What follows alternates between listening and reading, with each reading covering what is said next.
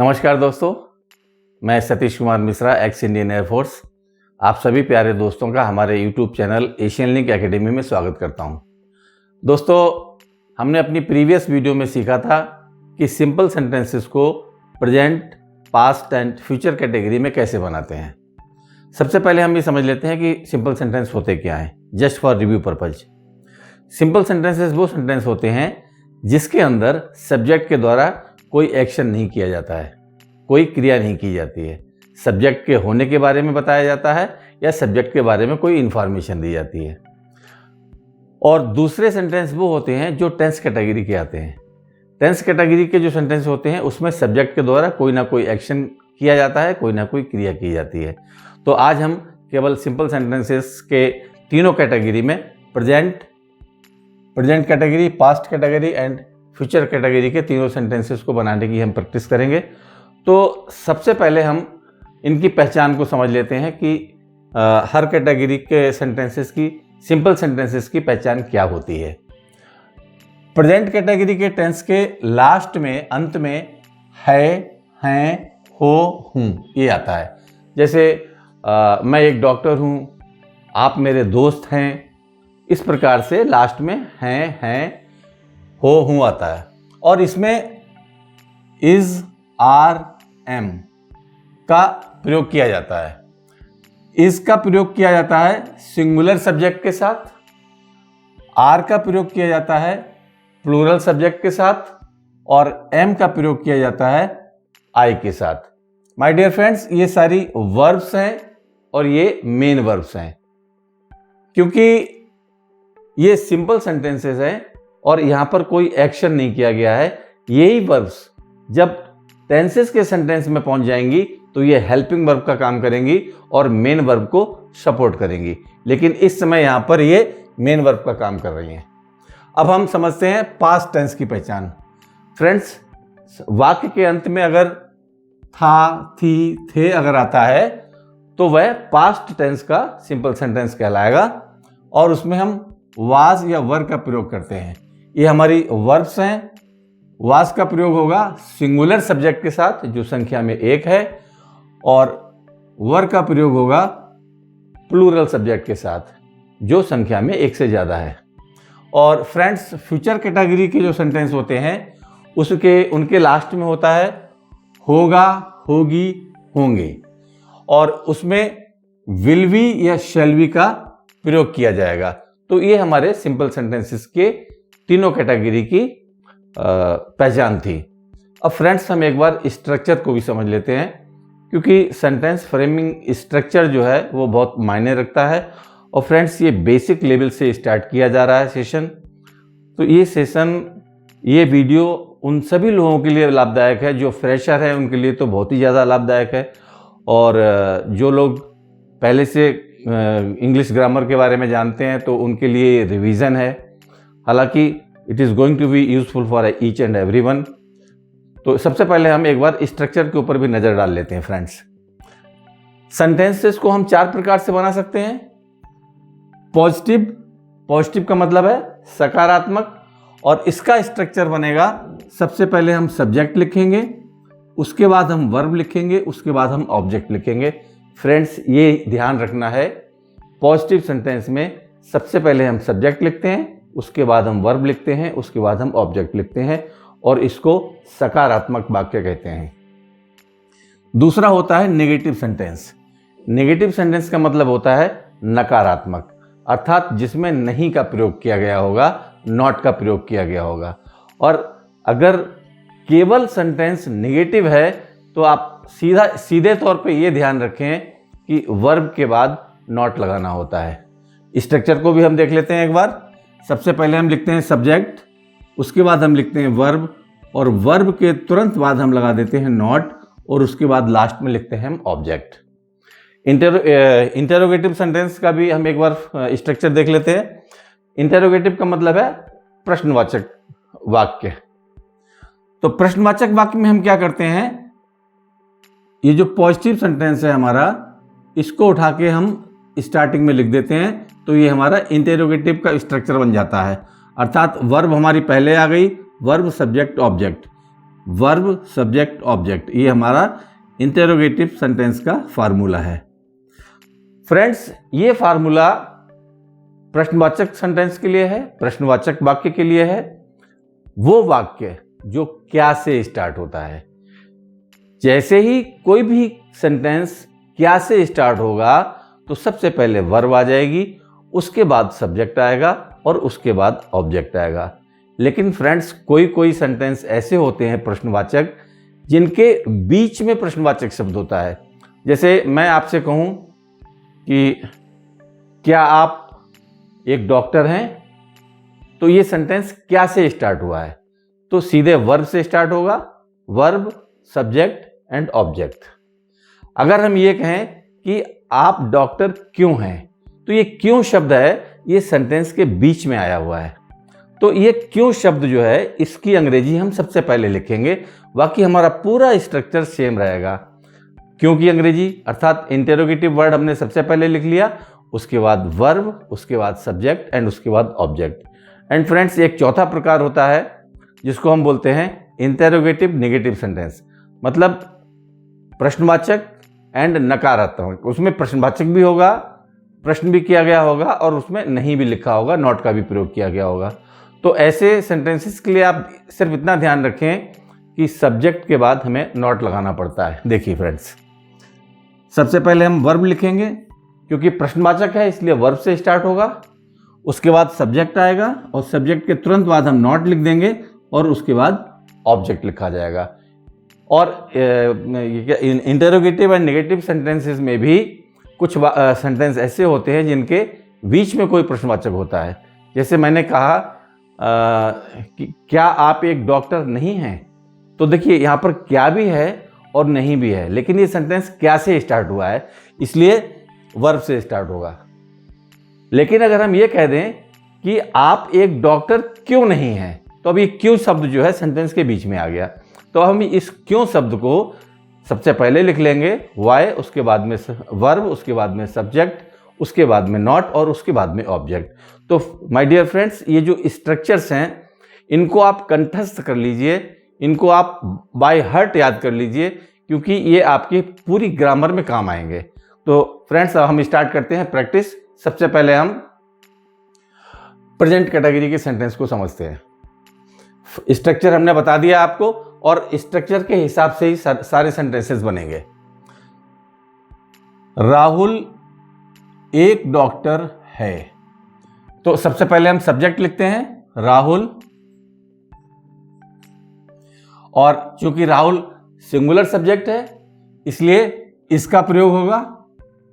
ये हमारी वर्ब है, Rahul is a doctor, a doctor. अब हम इसका नेगेटिव बनाते हैं, राहुल एक डॉक्टर नहीं है। ये केवल नेगेटिव सेंटेंस है, तो याद रखिए वर्ब के तुरंत बाद नॉट लग जाएगी। सब्जेक्ट राहुल, वर्ब इज, और वर्ब के तुरंत बाद नॉट लग जाएगी नॉट।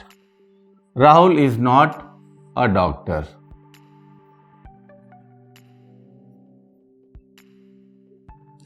अब सेंटेंस है क्या राहुल एक डॉक्टर है। फ्रेंड्स, अब ये इंटेरोगेटिव सेंटेंस है और क्या से स्टार्ट हुआ है, क्या से। तो जो सेंटेंस क्या से स्टार्ट होगा तुरंत वर्ब सबसे पहले लिख दी जाएगी इज। अब हमने वर्ब लिख दी, अब उसके बाद आएगा subject Rahul is, Rahul a doctor.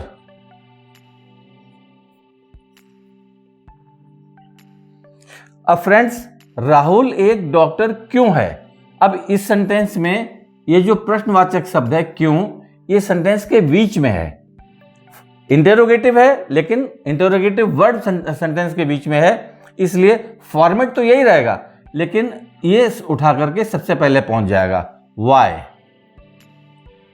उसके बाद में हेल्पिंग वर्ब, सॉरी वर्ब आएगी उसमें इज, वाई इज, उसके बाद subject Rahul, why is Rahul a doctor, a doctor. क्या राहुल एक डॉक्टर नहीं है?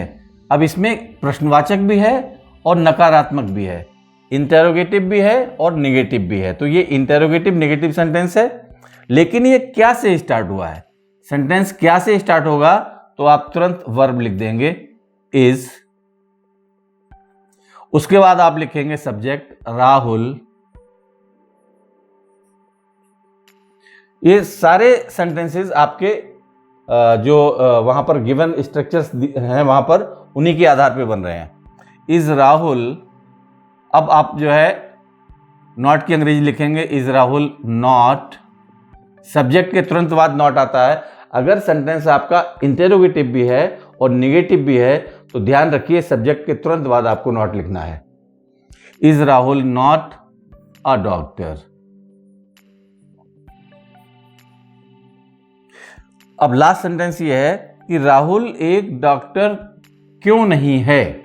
तो क्यों शब्द बीच में आ गया, सेंटेंस हमारा इंटेरोगेटिव है तो सबसे पहले हम क्यों को बाहर ले लेंगे, वाई, उसके बाद में आएगा हेल्पिंग वर्ब इज, सॉरी बार बार मेरे मुंह से हेल्पिंग वर्ब निकल रहा है, उसके बाद आएगा वर्ब और वर्ब के बाद में आएगा subject Rahul, why is Rahul, उसके बाद आएगा तुरंत not, why is Rahul not a doctor. Actually friends ये जो इज, आर, एम, ये सिंपल सेंटेंसेस में मेन वर्ब कहलाती हैं और ये मेन वर्ब ही हैं और ये हेल्पिंग वर्ब का काम तब करेंगी जब ये टेंसेस के सेंटेंस में पहुंचेंगी, तब वहां पर मेन वर्ब की हेल्प करेंगी। तो फ्रेंड्स इज को हमने सिंगुलर सब्जेक्ट के साथ यूज करना है, आर को हमें प्लूरल सब्जेक्ट के साथ में यूज करना है और एम को हमें आई के साथ यूज करना है। जैसे मैं अगर कहता हूं कि मैं एक अध्यापक हूं, आई एम अ टीचर, वे किसान हैं, दे आर फार्मर्स, क्योंकि दे प्लूरल है इसलिए आर का प्रयोग किया गया। अब फ्रेंड्स हम पास्ट कैटेगरी की तरफ चलते हैं। पास्ट कैटेगरी में था, थी, थे और वाज वर्ब का प्रयोग होगा। वाज जो है वो सिंगुलर सब्जेक्ट के साथ होगा, वर्ब प्लूरल सब्जेक्ट के साथ होगा। राहुल एक डॉक्टर था, सबसे पहले हम सब्जेक्ट लिखेंगे Rahul, verb was, object a doctor. Rahul was a doctor. Rahul एक डॉक्टर नहीं था तो वर्ब के तुरंत बाद नॉट लगती है। सबसे पहले हम लिखेंगे सब्जेक्ट राहुल, वर्ब वाज, उसके तुरंत बाद नॉट लिखेंगे हम, Rahul was not a doctor.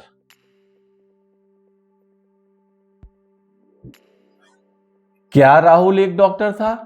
अब फ्रेंड्स फिर ध्यान देना मेरी बात पे, ये क्या से स्टार्ट हुआ है। अगर सेंटेंस क्या से स्टार्ट हुआ है तुरंत आप वर्ब लिख दीजिए वाज, उसके बाद आप लिखेंगे subject was Rahul a doctor.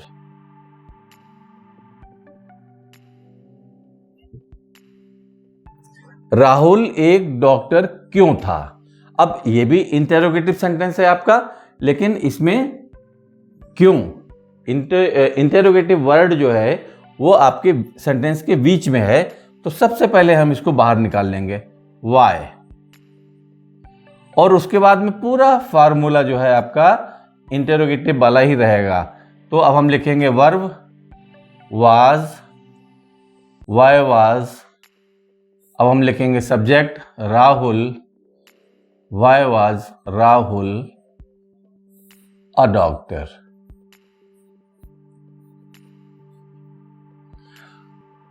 क्या राहुल एक डॉक्टर नहीं था?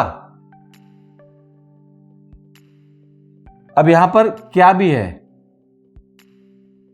और यहां पर नहीं भी है, तो क्या राहुल एक डॉक्टर नहीं था, ये इंटेरोगेटिव भी है और निगेटिव भी है। क्या से स्टार्ट हुआ है तो सबसे पहले वर्ब लिख लीजिए वाज, उसके बाद हमें सब्जेक्ट लिखना है राहुल, और हमने पहले ही बताया था कि अगर इंटेरोगेटिव और निगेटिव दोनों हैं एक ही सेंटेंस में तो सब्जेक्ट के तुरंत बाद नॉट लग जाएगा। तो was Rahul not a doctor.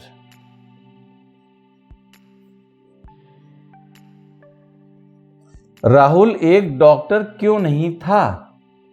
अब सिंपल सी बात है, सेंटेंस के बीच में जो भी प्रश्नवाचक शब्द है उसको सबसे पहले बाहर आ जाएगा, वाई। उसके बाद में वर्ब आ जाएगी, वाज, वाई वाज।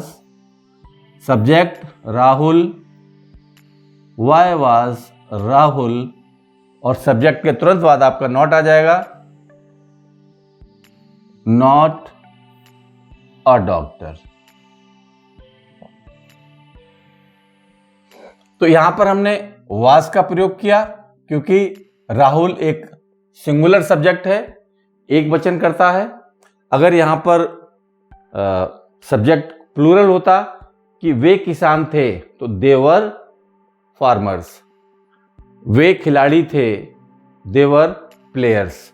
तो वहां पर इन दैट केस वर का प्रयोग होगा। अब फ्रेंड्स, हम फ्यूचर कैटेगरी के सिंपल सेंटेंसेस को समझ लेते हैं। राहुल एक डॉक्टर होगा। होगा के लिए विल बी या शैल बी का प्रयोग करेंगे। एग्जामिनेशन पॉइंट ऑफ व्यू आप आई और वी के साथ शैल बी का प्रयोग कर सकते हैं। स्पोकन इंग्लिश में आप सभी सब्जेक्ट के साथ में विल बी का प्रयोग कर सकते हैं। सबसे पहले हम लिखेंगे सब्जेक्ट राहुल, फिर हम लिखेंगे verb will be, Rahul will be a doctor. अब हम इस चीज को यहां से वेरीफाई भी कर सकते हैं। सबसे पहले हमने लिखा सब्जेक्ट राहुल, ये सब्जेक्ट। उसके बाद हमने लिखा वर्ब विल बी, ये देखो वर्ब है। और उसके बाद अ डॉक्टर ऑब्जेक्ट, ये ऑब्जेक्ट है। ये नजदीक में है इसलिए आसान रहेगा। राहुल एक डॉक्टर नहीं होगा, ये नेगेटिव सेंटेंस है। सबसे पहले हम लिखेंगे सब्जेक्ट, सब्जेक्ट है राहुल। उसके बाद वर्ब के बाद में नॉट लिखा जाता है, लेकिन माय डियर फ्रेंड्स एक चीज हमेशा ध्यान रखिएगा कि वर्ब कितनी लंबी क्यों ना हो, पहला शब्द ही उसका डिस्टर्ब किया जाता है। जैसे यहां लिखा है विल बी, तो विल के बाद नॉट लिखा जाएगा। और अगर इंटेरोगेटिव बनाएंगे आप तो विल को ही बाहर निकाला जाएगा। ये आप ध्यान रखिएगा फ्रेंड्स। वर्ब आपकी कितनी भी लंबी क्यों ना हो, विल हैव बीन ही क्यों ना होता, किसी भी सेंटेंस में अगर मान लिया विल हैव बीन होता तो आप केवल विल को ही डिस्टर्ब करते, हैव बीन अपनी जगह पे ही रहेगा। तो यहां पर राहुल एक डॉक्टर नहीं होगा, राहुल नहीं होगा, will not be a doctor. क्या राहुल एक डॉक्टर होगा? क्या है, इसलिए वर्ब लिखी जाएगी सबसे पहले, तो विल सबसे बाहर आएगी, बी अपनी जगह पे रहेगी। विल, उसके बाद सब्जेक्ट राहुल, उसके बाद में be, will Rahul be a doctor. ये आपका इंटरोगेटिव हो गया। राहुल एक डॉक्टर क्यों होगा, तो ये क्यों बाहर आ जाएगा, वाई। उसके बाद will, subject Rahul, be a doctor. क्या राहुल एक डॉक्टर नहीं होगा, इसमें क्या भी है, नहीं भी है, इंटरोगेटिव नेगेटिव सेंटेंस है। तो फ्रेंड्स क्या की वजह से सेम हम फिर वही जो है वर्ब को बाहर लेंगे, विल, उसके बाद सब्जेक्ट लिखेंगे राहुल, वी हमारा वहीं पर रहेगा।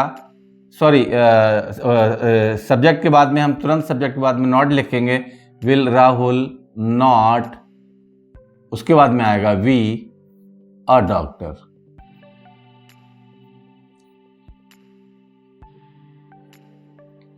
अब फ्रेंड्स नेक्स्ट लास्ट सेंटेंस है हमारा, राहुल एक डॉक्टर क्यों नहीं होगा। यहां पर क्यों भी है, नहीं भी है, क्यों को हम बाहर निकाल देंगे, वाई, फिर आएगा वर्ब विल, उसके बाद आएगा सब्जेक्ट राहुल, उसके बाद में आएगा not. Why will Rahul not be a doctor.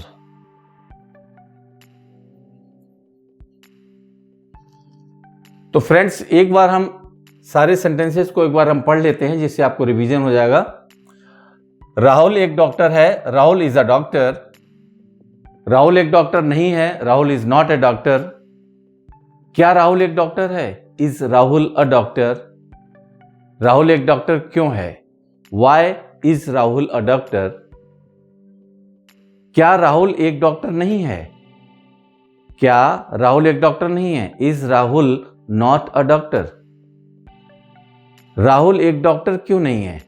Y is Rahul not a doctor? इसी प्रकार से आप किसी भी सेंटेंस को आप बोलें तो उसको 6 प्रकार से एक बार में ही बोलें, जिससे आपकी कमांड उसके ऊपर हासिल हो जाए, आपको उसके ऊपर एक कॉन्फिडेंस लेवल आपका बढ़ जाए।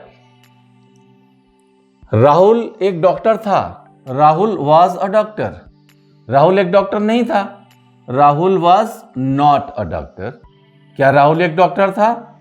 Was Rahul a doctor? Rahul एक डॉक्टर क्यों था? वाई?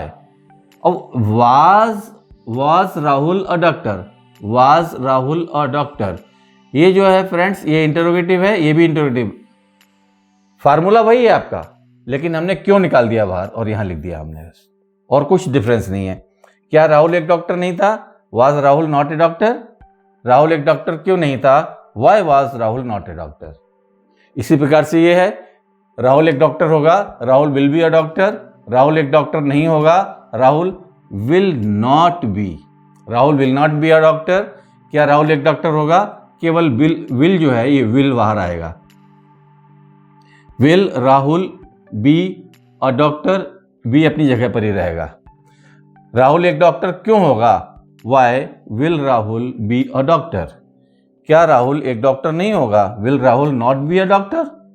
राहुल एक डॉक्टर क्यों नहीं होगा? Why will Rahul not be a doctor? Friends, इस प्रकार से आपको 6 के 6 प्रकार की आपको प्रैक्टिस करिए।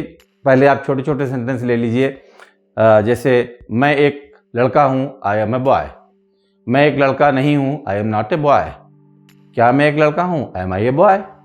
क्या मैं एक लड़का नहीं हूँ? Am I not a boy? इस प्रकार से आप 6 के 6 सेंटेंसेस की बार बार प्रैक्टिस करिए फ्रेंड्स।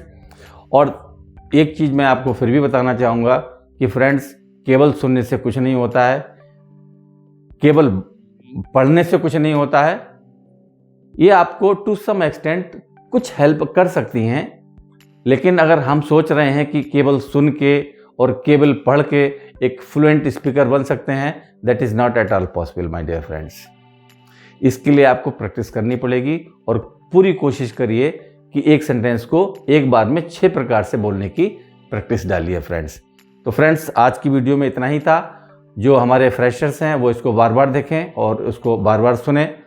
और फ्रेंड्स, अगर आप लोगों को कुछ सीखने को मिला हो, कुछ समझ में आया हो, तो आप वीडियो को लाइक करें, शेयर करें और हमारे चैनल को सब्सक्राइब करें।